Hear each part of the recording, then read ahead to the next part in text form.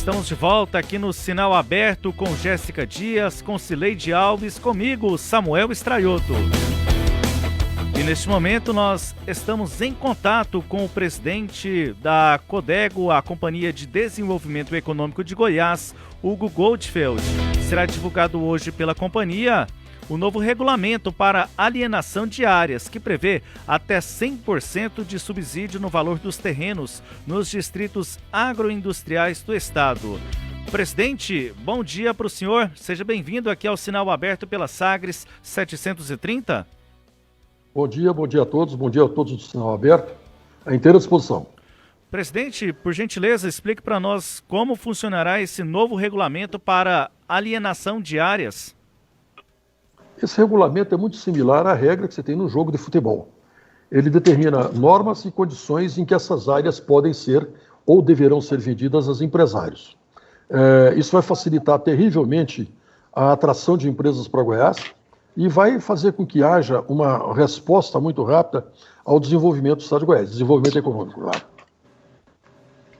Bom, presidente, o senhor assumiu o cargo aí na Codego no dia 9 de junho, em um momento conturbado que vivia a companhia, justamente por conta de situações no Distrito Agroindustrial, lá em Anápolis, a comercialização de áreas para a empresa ETS do Matheus Henrique Aprígio Ramos, o filho do empresário Carlinhos Cachoeira. E, a partir de então, houve alguns ajustes chegando nesta elaboração do novo regulamento. Que avanços que ocorreram nesse período, que ajustes que ocorreram nesse período entre a sua posse até o dia de hoje? Deixa eu te contar uma coisa. Eu não vou falar para você que houve avanços. O que nós fizemos foi remodelar a companhia como um todo. Mudar total, plena e absolutamente todo o princípio, toda a orientação da companhia para um novo destino. Presidente, bom dia. O Pedro Salles, que foi um dos antecessores do senhor no cargo, ele disse aqui numa entrevista à Sagres, quando ele ocupava essa função, que a Codego funcionava meramente como uma imobiliária, né? Apenas negociando áreas nos distritos industriais, e era uma imobiliária sem regulamento nenhum, não havia regras para que esses terrenos fossem negociados com as empresas. E aí eu tenho duas perguntas. A Codego deixou de ser uma imobiliária com esse regulamento? 2, agora vai haver regras realmente que valerão para todas as empresas, o que, segundo ele, não havia no passado? Deixa eu te contar uma coisa. Realmente, a Codego estava funcionando como um anal completamente desgovernada. Esse regulamento vai trazer para a Codego a possibilidade de fazer as coisas que tenham início, meio e fim. Agora, eu queria dizer mais uma coisa. A Codego não é uma empresa imobiliária, simplesmente. Ela é uma empresa de desenvolvimento.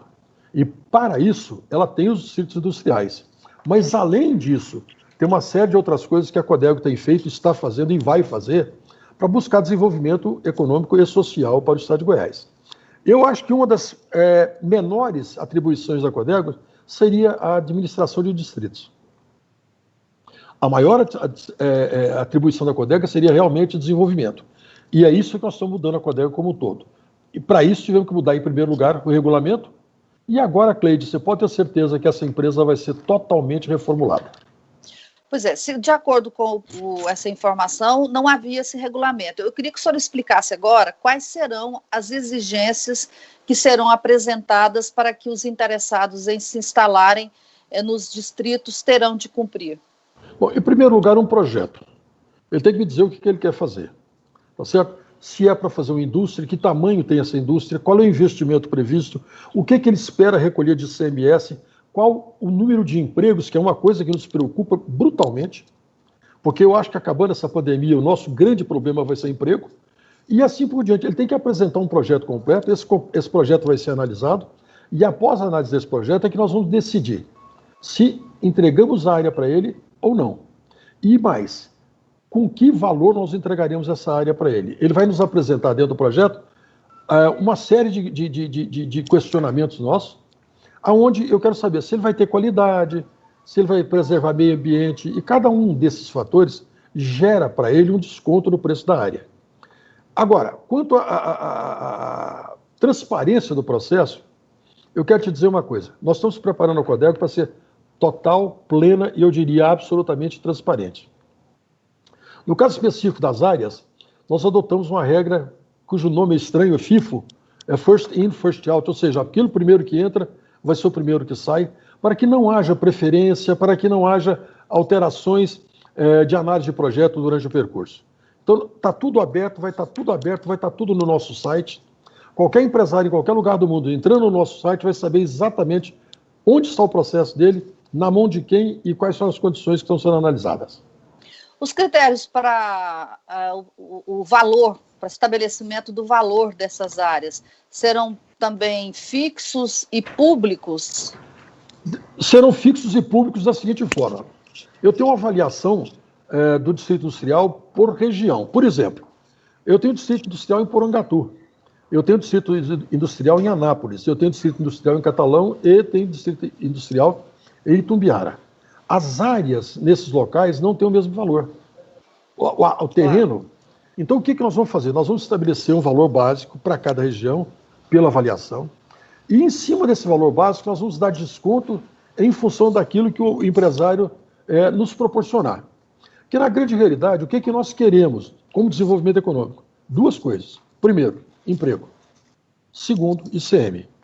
Porque o ICM é que vai fazer com que o Estado possa se desenvolver, pagar suas contas e fazer investimentos. Então, ele me dando... Desculpa. Pode continuar. Termina, por favor. Então, ele me dando os números que ele vai ter de investimentos e de empregos que ele vai gerar, eu vou aqui começar a calcular descontos em cima daquele valor determinado.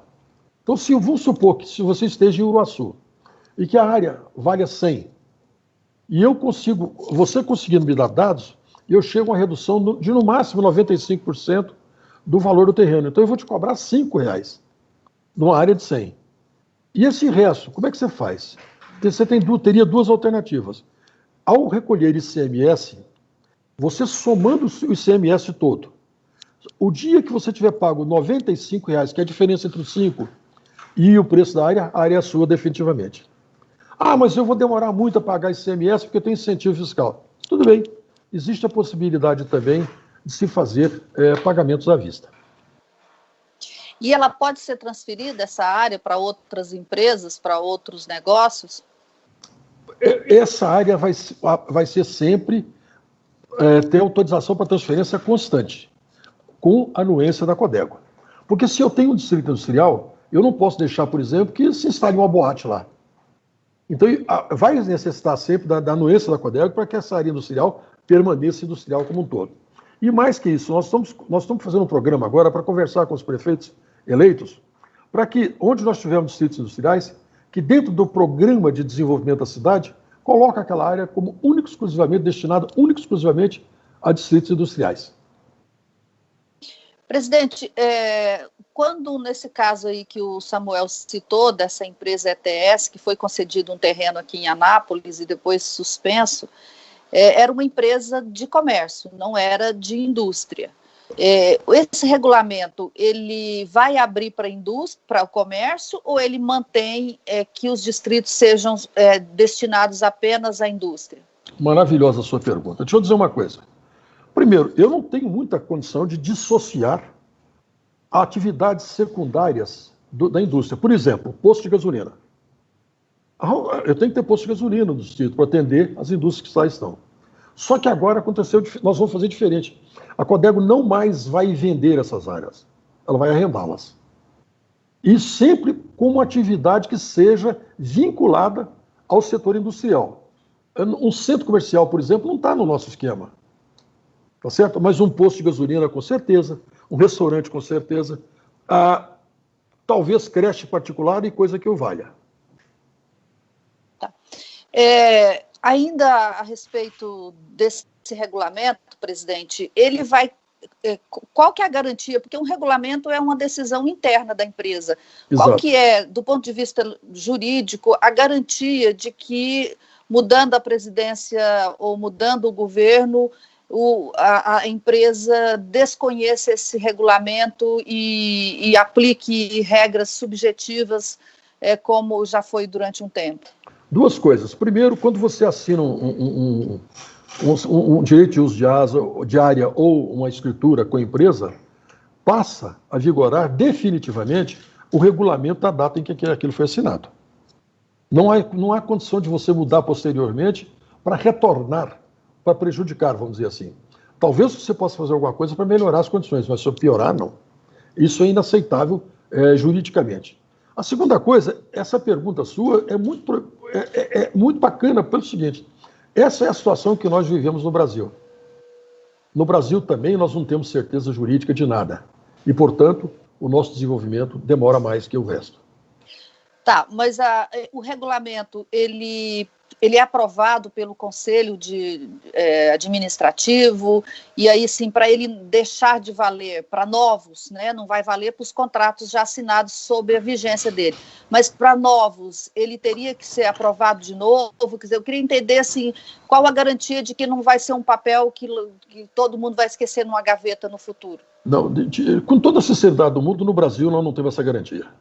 Aqui, nem no governo federal, nem em lugar nenhum. O que eu posso te dizer é uma coisa: esse regulamento, para ser alterado, tem que passar por um conselho de administração. Nós consultamos os órgãos reguladores, enfim, tem uma série de coisas que terão que ser vistas e revistas. Tribunal de Contas, PGE, CGE e assim por diante. Então, mas a garantia que isso não vai mudar não existe. Amanhã ou depois pode alguém fazer um regulamento completamente diferente desse. Agora, em sã consciência, é pouco provável que eu faça. Por quê? Porque isso aqui é feito para atrair indústria. Então, nós temos que cada vez mais atrair mais indústrias. Bom, o senhor disse no começo da entrevista que o papel da Codego não é ser só uma imobiliária, como o Pedro Salles disse que era, mas é ser também um fomentador do desenvolvimento econômico. Isso vai ser feito só com esse regulamento ou tem outras ações da Codego nessa direção?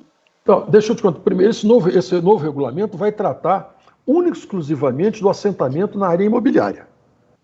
Mas nós estamos desenvolvendo uma série de projetos novos, que daqui a pouco nós vamos ter condição de divulgá-los, e vocês vão ver que nós estamos mudando a Codego como um todo. A Codego, eu espero que mais em 3 ou 4 meses, ela já não tenha nenhum vestígio da Codego do passado. Essa Codego do passado está havendo sindicância por parte da empresa ou só a Controladoria Geral do Estado está investigando o que aconteceu, inclusive com esse episódio aí dessa empresa do filho do Cachoeira? Deixa eu te contar uma coisa. Tem coisa que está na polícia, tem coisa que está sendo investigada pelos órgãos reguladores e vai assim por diante.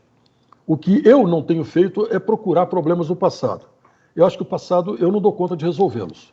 O que eu fiz foi o seguinte: passei uma régua, o que foi, e agora para frente nós vamos tocar a vida. Mas tem gente investigando o passado? Claro, tem gente investigando em todos os níveis.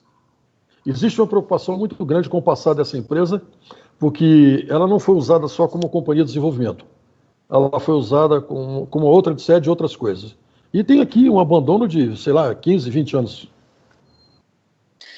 Presidente, o senhor é do setor privado, né, um empresário aí muito conhecido em Goiás, de muitos anos. Eu pergunto ao senhor, com a sua experiência do lado de cá do balcão, olhando para a Codego de dentro, o senhor acha que é viável mantê-la? O Estado precisa dela ou ela é só um custo adicional para o contribuinte? Bom, primeiro deixa eu te contar uma coisa. A minha experiência do outro lado do balcão, quem fez a Codego fui eu. Eu fui secretário de Indústria e Comércio por 2 períodos do governo de Irapuã e no Ari Valadão, e a CDI, Companhia de Serviço Industrial, foi montada por mim, porque nós havíamos feito o DAIA e precisávamos negociar as áreas do DAIA, e dentro da secretaria era muito difícil. Hoje, se eu tiver a condição numa secretaria de vender áreas com a facilidade que eu tenho na empresa, não tenha sombra de dúvida que ela poderia ser incorporada a qualquer secretaria. Mas pela regra atual que nós temos de comportamento de empresas governamentais e de secretarias de Estado, é muito difícil essa negociação, porque os impedimentos são muito grandes dentro das secretarias. E ela é uma empresa que se paga ou ela precisa de subsídio do Tesouro? Até agora não precisou. Certo? E eu costumo brincar, porque eu digo o seguinte, que a Codego é uma empresa destinada à falência. Por que ela é destinada à falência? Se o Estado me dá uma área por um determinado valor, e eu vendo essa área por um valor inferior ao que eu recebi, eu vou acabar tendo falência. Eu estou jogando dinheiro do Estado na mão do empresário. Só que, quanto mais rápido eu falir, melhor é para o Estado. Por quê? Para cada empresa que eu ceder uma área subsidiada, eu estou aumentando a arrecadação do CMS, eu estou aumentando o número de empregados e assim por diante. Então, essa compensação vai se dando ao longo do tempo. Foi aquilo que eu falei. Se o ICMS pagar a diferença entre o subsídio e o preço real de terreno, eu vou zerar o resultado do futuro com um resultado muito melhor para o Estado. E com um detalhe, a empresa se instala hoje, se ela durar 20 anos ou 30 anos, ela vai pagar impostos durante 20 ou 30 anos. Ela vai dar emprego durante 20 ou 30 anos. Isso para o Estado é maravilhoso. O senhor tem um inventário das áreas do Estado? Ou seja, o senhor sabe quanto tempo o senhor ainda tem para falir ou não? Deixa eu te contar uma coisa. Nós temos 52 distritos. O número de áreas é proporcional àquilo que as empresas quiserem. Por exemplo, chega aqui uma panificadora e diz, Hugo, eu preciso de 500 metros quadrados para fazer uma indústria de pães. São 500 metros num distrito que vai ser alocado para ele. Chega aqui um cara e diz, olha, eu sou vice-presidente da Boeing, quero instalar uma fábrica de aviões aqui e vou precisar de 250 mil metros quadrados. Então, os nossos distritos têm uma área delimitada externa grande. As áreas internas vão ser repartidas em função daquilo que acontecer. Agora, uma coisa eu te garanto, quanto mais rápido eu falir a Codego, melhor vai ser para o Estado de Goiás. Quer dizer, o sucesso é a falência. Exatamente, o meu sucesso vai ser a falência. Samuel? Está aí, obrigado à participação do presidente da Companhia de Desenvolvimento de Goiás, Hugo Goldfeld. Obrigado pela sua participação aqui no Sinal Aberto. Um bom dia, bom trabalho ao senhor. Obrigado, muito obrigado a todos vocês. Obrigado, Cleide.